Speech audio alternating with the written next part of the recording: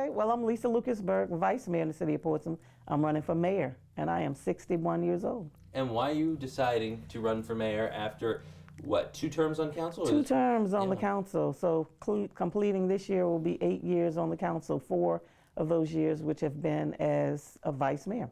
And I'm running for council because my community recruited me. And I thought that I would be running for a 3rd term on the Portsmouth City Council. But once my community came and said that they need somebody who's going to be trustworthy, fair with the citizens, someone who is going to be a collaborator with the members on the council and our other members that are elected throughout our community on our school board and our constitutional officers, which, by the way, I've been endorsed by all 5 constitutional officers, so that leadership speaks volumes in this race. And I believe that I've had the experiences. I know that our incumbent speaks about all of the things that he's done to help build out the waterfront, to help bring the casino. But we did that as a council, and that's some of the work that I started in my 2nd term on the Portsmouth City Council, going back and forth to Richmond, lobbying with our members in the Virginia General Assembly to ensure that we brought a entertainment district that would give us the revenue that we needed to be able to lower the taxes for our citizens residing right here, and then offering another form of entertainment, restaurants, and just building up our city, you know, in places where we needed to have built out for quite some time. And the waterfront, that's a passion of mine because I believe that this is an opportune time for us to take down our jail, which is now we've moved over to the Hampton Roads Regional Jail. I think this is an opportune time for us to find that perfect developer to come in and help us to get that to be a revenue generating entity so that we can lower the taxes for our citizens even further. And this is something that we've all done. It's not just one person to take the claim on all of that work because it's 7 members of council, and that's what people know, that I understand, that I'm just not the person who is going to take all of the credit for the work that has been done by our 7-member jurisdiction on the Portsmouth City Council. So you talk about you believe you've done a lot of these positive things, but as you're aware, you talk about leadership, and you have also been there for some of the negative things. So do you take some of that blame on as well, some of the dysfunction we've seen in the last 8 years on council? And I think that I have been led by example. I think we've all worked together, and I think some of the negativity that we have seen has been because we fed off each other. I love my city. I was born and raised here, educated in 4 of our Portsmouth public schools, so I have the most vested interest in making sure that our city has a great image and that the prosperity of our future is great. And so the one situation that people claim to be negative or embarrass the city is the one that got me 1 million hits on, can you come to my city and run for whatever you want to run for, because we need that kind of leadership who is going to stand up when they see corruption, when they see people doing things wrong, when they see people paying to play for different issues and opportunities. So my passion was not out of ignorance or not out of bad character. It was out of my passion for the citizens of the city of Portsmouth, and I know that I would not want them to be harmed like I wouldn't want my city to be harmed. What incident are you referring to? Oh, I'm referring to when our city manager was fired in 2022, and the video went viral. Some people are saying that, you know, that was outside of my... Oh, I dropped the F-bomb, and it's not something in 8 years that I've done every day. It's not something I've done every meeting. It was one isolated time that happened, and people know why. And that is not a character that I do every day. It was just an isolated situation that got me off-center at that moment. And you talked about, in that time, you were talking about what you had heard was a pay-for-play. Those claims have never been proved, correct? No, they have not been. They have not been proved because people when things happen and people bring things to you and they have facts, but then when it's a time for them to come forward with the information, people really don't want to be the face of what's being said. So you don't believe that you said anything false? I did not say anything false. I had people come to my office, sit right here in this room, waited for me for an hour to meet with me. And I asked, you want me to do something with this information? Or are you just letting me know just for knowledge? Or they said they would not have wasted their time for me to bring this information to me if they didn't want me to do something about it. But then when I took it to the city manager, she was fired. It never went any further. Nobody else came with any other claims. So I want to ask about right now your campaign is running the ad against Mayor Glover, Yes.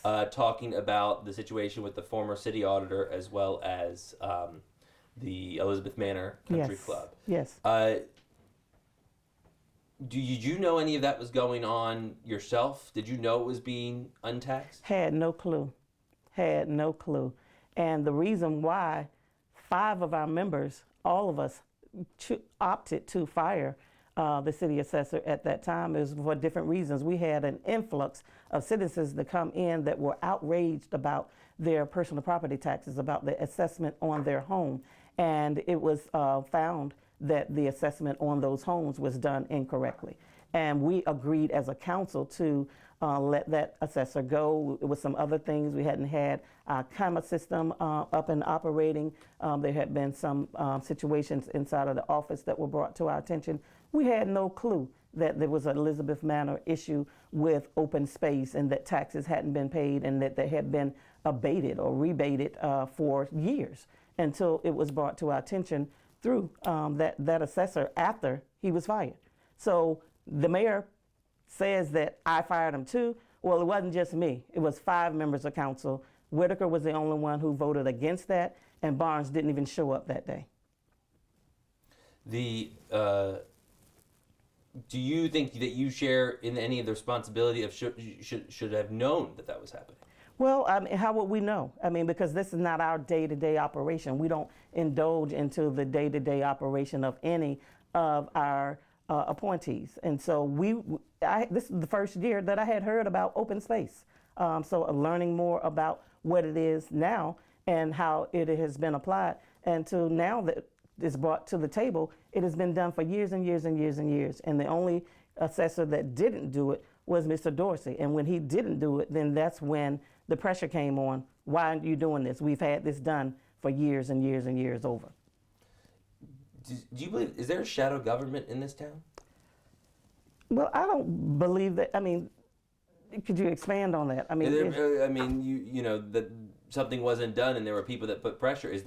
There's been accusations before on both sides that there's a shadow government. There's been, and you've seen the post. Many people say your mother is the shadow government. Oh, no, my mother is running the Commonwealth of Virginia. She don't have time to come and dibble and dabble in anything at this local level. And she is not in my ear about anything. So people who are saying that have a whole nother perspective. She is my mother. She raised me for 60 years. She has been an excellent role model for me to serve in local government and for me to serve in public service offices and for me to serve on boards and commissions and for me to be involved in our community, because that's what she taught us, that from knee high to a chicken, that public service and community work is what you do. You know, you're not going to sit around here and not be a voter. You're not going to be engaged. You're not going to be working in your community. So that's the influence that she has played on my life. And she is not speaking in my ear day to day on what to do with city council. Who has the time to do that?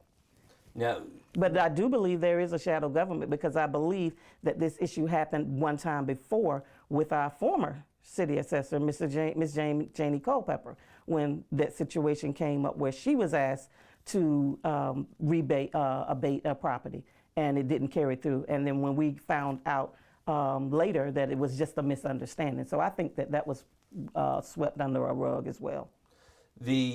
How would you deal, we're talking about leadership, how will you deal with those that disagree with you? Whether it is your mother or it is others on council that you may be usually supportive. How will you do that? Well, I say watch me work.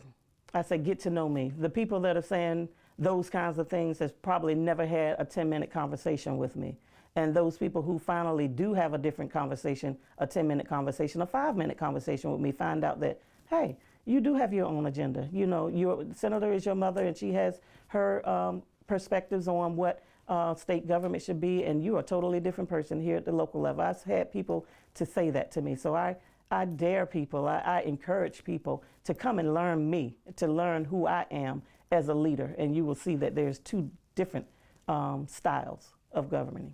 But to expand further, even taking your mother, how will you, I mean, you and the current mayor used to almost vote on everything the same until he became mayor. We did. But just in general, I mean, I believe you said that Dr. Whitaker is supporting you now. Obviously, you two were at odds when he had a little bit more power with 4 votes earlier. Right. How are you going to manage that council? Because I'm a what's your person idea that- of, but what is your plan to manage 6 other people if you become mayor? Because the thing that I understand the assignment, I understand that the mayor is just the presiding officer over the meeting, and that's something that I do well.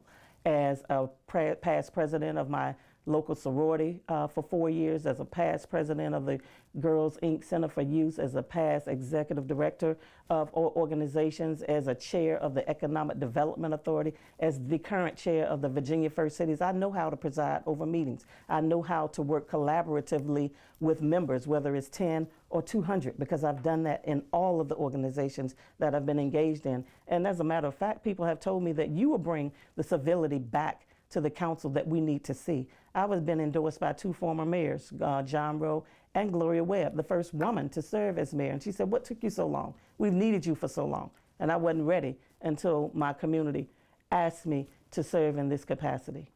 You said that the waterfront will that be your top economic development priority? That is my top economic development priority, for sure, because that was what I wanted to do when I first came on the council in 2016. But I know that we had some other irons that we needed to fix before we could tackle that. And now that we have the opportunity, that is definitely the one that I plan to go in with the council, with a new council, or whoever the community decides to elect this year to work on that, is to be our revenue generator, because I believe that that's the next thing that we can do outside of our entertainment district with our casino to help reduce taxes for our citizens who are residing here, and also affordable housing. You know, we need to bring in more housing, because when we get our numbers up to that 100,000 mark, we'll be able to get more money from the federal government, and I think that that will help to be a good foundation for us as well. Talk about downtown. I can't not ask you about what's happened in the recent days in Old Town, because I know next to the casino, it's probably the #1 revenue generator business-wise, right? Old Absolutely. Town. Mm-hmm. What is your reaction to the shootings that had happened right there, and what would be your plan, if any, to enhance crime fighting? Well, I mean, like any other city, we're all suffering with crime in our city, and it is unfortunate, it is disheartening to hear that we had 4 shootings over this past weekend. And I think that they are random acts of just violence that occur. You know, it is not anything that we're going to be able to go and put a finger on a pulse and say, magic wand is fixed overnight. But I think that when we come together, working collaboratively with our constitutional officers, our sheriffs, and our Commonwealth attorney, and working with our police chief, and working with our city manager to come up with policy and programs that address the issues that impact us with the crime, I think that we'll be better off. And then once we be able to come together to work as a team, I think that that's going to help as well. We're working with an entity where we're looking for Portsmouth United to put some things in place. We've also decided to stand up a commission, a crime commission with a group of 9 citizens that we're going to put into play, and hopefully in the new year, after the elections is over and the dust settles and our city manager gets a little bit more comfortable with learning the council and learn the members and learning the citizens, that we are able to push those programs. And I think that that's going to be a helpful piece to help us tackle some of the crime that we're seeing. Last question actually does have to do with the casino. Their deadline is coming up, likely to where they would have to build the hotel. Yes. Are you going to try to, have you heard anything about that, 1? Mm-hmm. And 2, what will you do if they say we're going to relinquish our rights to do that? Well, of course, it is their right to do that, and when they do that, then the city steps in and build a hotel. So, but I'm confident that they will do it. Our casino made $250 million last year, which our share of it was $16 million. And after the additional $2 million, which was set into the contract, if they made over $200 million, then we would get an extra $2 million. So $18 million is good money in our coffers, which of course we gave a generous amount of that to our schools, which is something else that I'm advocating for, because I believe that our children are future assets and we have to invest in them with our funding as well. But I believe that Rivers Casino is going to build that hotel. They've mentioned it. I think they're working on plans now, and I think they're going to be rolling out something really, really coming up really soon for us. I think that is all I have at the moment. Is there anything else you would like to add? Well, I'm delighted to have this opportunity to speak to you, just like I did with all of the other sister stations. But Wavy TV 10 is my favorite because it is my hometown. But I think that I have run a good race as first-time mayoral candidate. I think that our race is going to be close. But I think that our citizens will come forward and they will show us who they want to lead their city. And either way, we're going to have to be good with that because the citizens make the final count on who gets elected as our next mayor. And I hope that it's me. All right. I do actually have one additional question. It has to Yes. do with, I saw the city recently retained a speechwriter. Why was that decision made? Do you know? To help the mayor to be able to present the information in the most factual way, to be able to present the city in the best light. I don't have a speechwriter. I do all my own research and I present all of my own information. So what the city has done is to help the incumbent mayor to be able to present when he goes out. The contract runs through next year. So if you win, you'll also have access to Well, that. I would use it. I would definitely take advantage of it because there are probably some information or some more details to our innovation district and our workforce development, our skilled workforce programs, all of the things that we work together as a council to make our city look better needs to be displayed. We say we need to tell our own story. We need to make our own council look good. And I think that those avenues and that information and those extra details help us to be able to do that effectively. So you're okay with that expense? Well, I would have to say that I am. We didn't know about it going in as a council. This is a lot of things that we didn't know about, just like the program with the Legends, where they brought in all of these basketball greats. And this was a program that the mayor said that I'm hosting this, I'm doing this, sponsored by Mayor Glover, blah, blah, blah, blah, blah. And then I found out, we asked, how much was this paid for Glover to host and to get the grandstand where the council members didn't even get introduced? That, hey, hello, we're here. Is this a city thing or is this a Mayor Glover thing? When we found out, $100,000 went into that for the mayor. And that's uncalled for, unheard of.